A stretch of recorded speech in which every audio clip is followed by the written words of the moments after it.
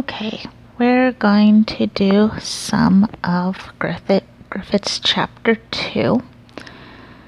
So this is going to be the first problem in Griffiths chapter 2.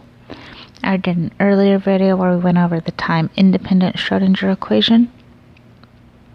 And these are just a couple warm-up questions before we get into infinite square well. So the first one, this is not, it's really not that hard, so this is probably going to be pretty quick, especially B and C are rather trivial. So's A. So this one's really not hard. This is just looking for justification on these theorems. So first we have for normalizable solutions. Normalizable means that the probability to find our particle over all space needs to be equal to 100%. We also have the condition that we know from chapter 1 that this is not dependent on time. Dependent on time. And we did a problem earlier to justify that. So if you need that justification for this answer, then I suggest looking up the video on normalizability. Or I believe it's chapter 1, I was going to say section 1.6. I was totally wrong there. It's going to be 1.4 then, normalization, where there is a proof that the time dependence of the probability density integral equals 0. So it does not depend on time. So ddt of all this junk is just going to be equal to 0. So if we normalize our wave function for any at all psi, so we normalize it for any psi, and we did this also in the first video on chapter 2, where we can do a separation of variables. Our solution is going to be a function in x and a function in t. Our function of t has the relatively easy solution of negative I e over h bar t. Now what we're doing is we are going to be replacing our e with e naught plus I capital, I still don't know what Greek letter that is. I think it's a capital gamma, but I'm probably wrong about that. So now I can rewrite my capital psi, which I'm not good at distinguishing the two, is going to equal my x dependent of my wave function times e to the I, and now I have e naught plus I, Greek letter, t all over h bar. And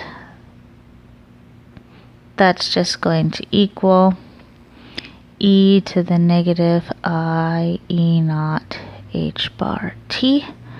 And then we have our negative I times our I. That's just going to be positive.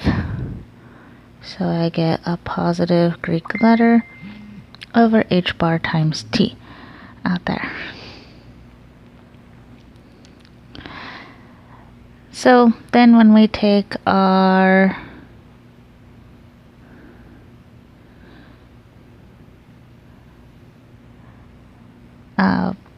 wave function squared, absolute value squared, we take the complex conjugate times our wave function, and what we're going to get is just two of these guys because those are both real. And then we get e to the negative I, e to the positive, and we can see right away that that just cancels out. If you were ever wondering why would you go through the whole problem of proving that this is not dependent on time when these guys just cancel out anyway, yeah, this is why. Okay.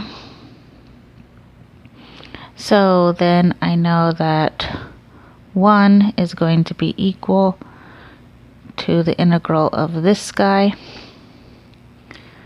over all space integrated over x.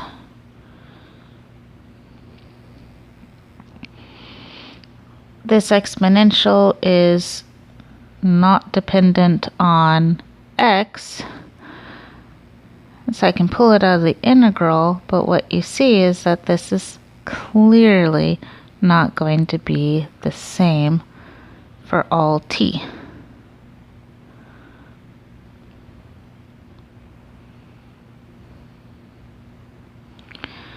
And we know that it does not depend on t. So that is why this is not normalizable. It is not normalizable. Normalizable because it depends on t. So that if you want further proof of that, I would suggest going back to the earlier section I did on section 1.4, normalization. I also went through it in the solution to problem, I believe problem 1.10, and it was in probably problem 1.8 and maybe 1.9 as well, if you want further proof of that. So I'm not going to do it again because I've already done it like 2 times already. So I know I like to beat a dead horse, but there's only so much I'm going to do. Okay.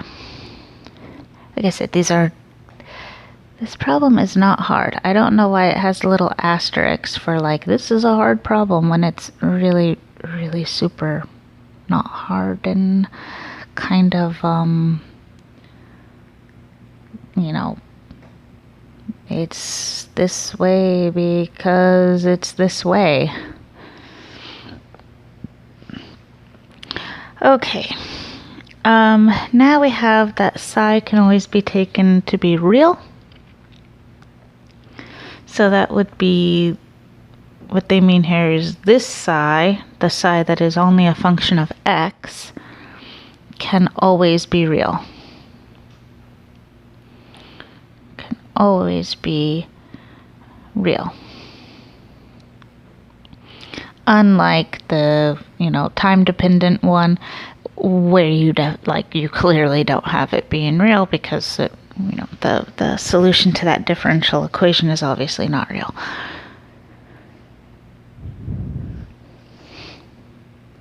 Okay, so this one, I guess that we can just go through the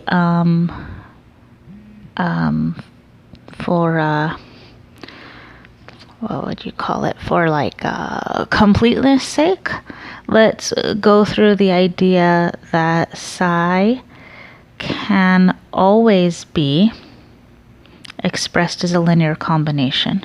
And this is like the only proof that you need for both B and C. Psi can always be expressed as a linear combination.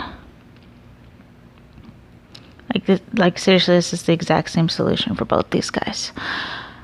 So, as they say, I mean, and he tells you exactly what the answer is in the hint too, anyway. So, if you have some psi x that satisfies the time-independent Schrödinger equation for E, so does its complex conjugate. So, meaning that negative h bar squared 2m d psi dx squared plus v psi, where v and e are taken to be real. We find a wave function that can satisfy that.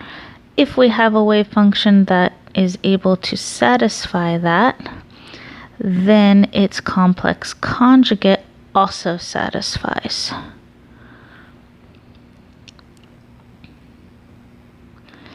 And that just makes sense, right? I mean, the only difference between the wave function and the complex conjugate is we're just changing the sign of the imaginary part. Okay. So that means that you can make a wave function that is a linear combination. I'll just call it psi prime. I can make a wave function that's a linear combination of some psi plus its complex conjugate, or it even says this, or I could do one like this, even though that's really just the same thing. So I could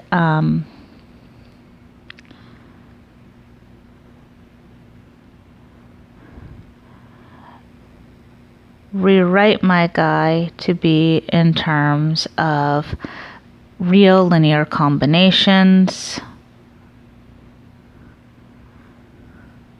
I could even do this. So basically these are going to be real. And even if my wave function was complex, I can write it as a linear combination and make it real. Or basically, I can express it as something that is real. So that's what he's noting here. Not every solution to the time-independent Schrödinger equation is real. All he's saying is that you can make it real, or you're not changing the function to turn it from imaginary to real. What you're doing is you are expressing the complex solution as a real function. And we'll just go over quickly because it is also at the heart of part B how that's possible. So let's just start with this guy here, our time-independent Schrödinger equation. Let's just start with this. And now let's say that I'm going to just replace this with psi 1 plus psi 2. So I'm just like straight up replacing it with a with the linear combination there. Okay. So I can just flat out replace it in here. So for every psi, I am replacing it with psi 1 plus psi 2, and that equals my psi 1 psi 2, which means it equals the same as my psi. You could even, if you really want to, you can take these extra steps and then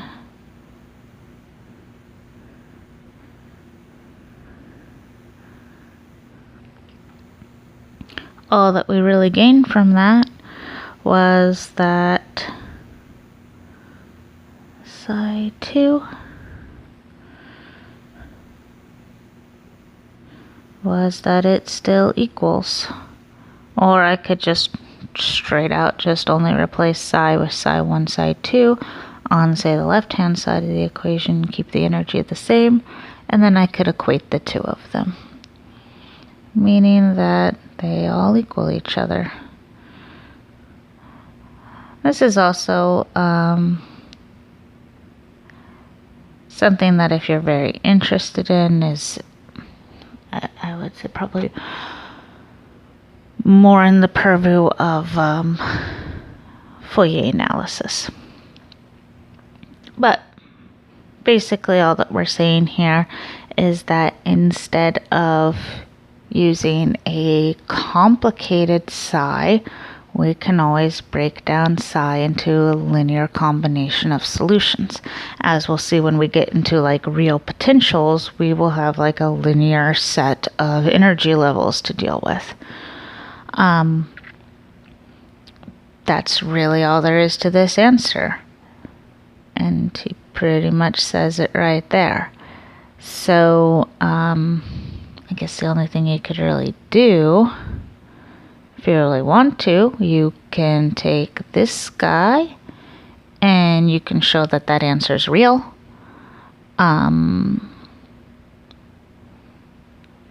But the heart just lies in the fact that since we can express the wave function as a linear combination, and we can always take a complex number and express it as a linear combination to get a real function, then I might as well, instead of using my complex function, so instead of using something that's complex, I might as well use my linear combination of something that is real. Same thing goes with C. Like, it's the exact same argument. If we have our potential V is an even function, then psi x can always be taken as either even or odd. So if we have our, and now I'm going to specifically write that function x. So if our function is even, then that means our potential is even. That means that Vx is the same as V of negative x.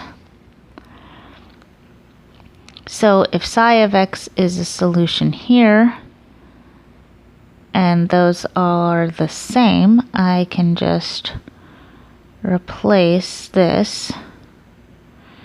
So if my solution psi of x satisfied the potential V of x, then that means that psi of negative x also satisfies not only V of negative x, it also satisfies V of x. So psi x and psi negative x are solutions.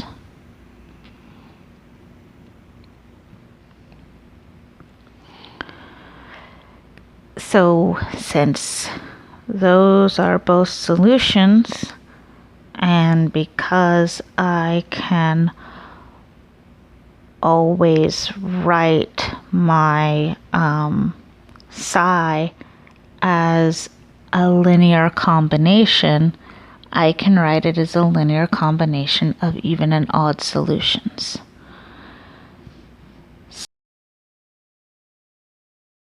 So I could have like my psi even, I'll call it E for even, and that would be something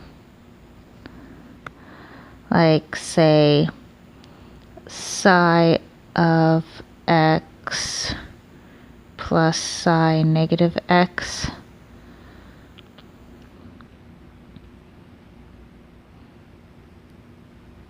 basically psi x equals psi of negative x.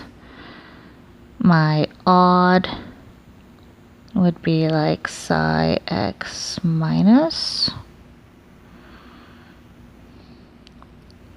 where my psi, that's my even, and my psi odd at x equals the negative of that guy at negative x. So we have the difference between something that looks like x squared, where it doesn't matter if it's positive or negative, it's the same thing, or you have something that's like a linear function. Here and here have the same value, just opposite signs. So even if my function isn't symmetric about the origin, I can write it as a linear combination of even and odd functions. So I would probably phrase this in more terms of a symmetry, I guess, but yeah, it basically just boils down to, since this function satisfies this equation for this potential, and the negative of that function, or that function at the negative x value, also satisfies that same potential, then that means that we can write out, regardless of whether psi is even or odd, I can always write it out in terms of functions that are even and odd. So I can always write this, it can always be written as linear combination of even and odd.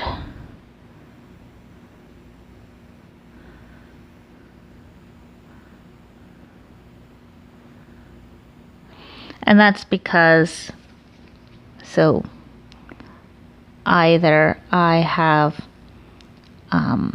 my wave function at negative x is the same as it is as x, and that's why it's able to satisfy that equation. Or let's say the energy is, like, the energy doesn't necessarily need to be a constant over that space. So for the same energy function, perhaps my wave function is now odd at that point. But basically having V be even is saying that my particle or quantum system is restrained in such a way that we have something inside here. It is even. It is symmetric, right? Vx, and this is x. Now, if the potential is even and our energy is determined by the potential, we're pretty much not gonna get a change in sign for our energy, as we showed in part A. So our energy has to be, oh, I'm sorry, that's the next problem. Never mind then. We'll show it in the next problem.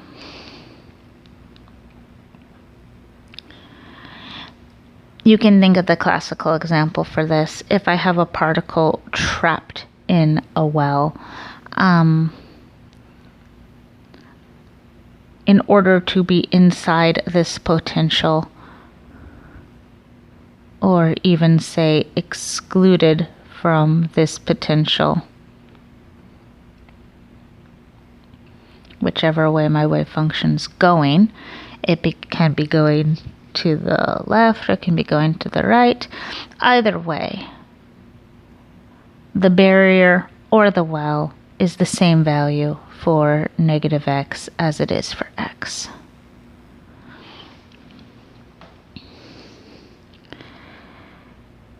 So our wave function can either be odd or it can be even, but it can always be expressed as a linear combination of even and odd, and that's because if psi is a solution to the time-dependent wave function, then any linear combination is also a solution to the Schrodinger equation. So basically B and C have the same proof, and there you go. Those were not hard. That was mostly just looking at the physics behind the math of it.